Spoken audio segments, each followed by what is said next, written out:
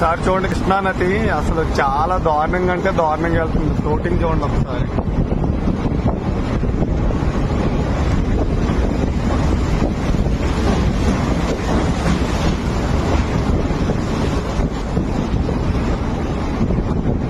చూస్తుంటేనే చాలా భయంకరంగా ఉందండి. అంత దారుణంగా వెళ్తుంది. నాకైతే ఇలా చూస్తుంటే అసలు గూస్ మూవ్స్ వస్తున్నాయి.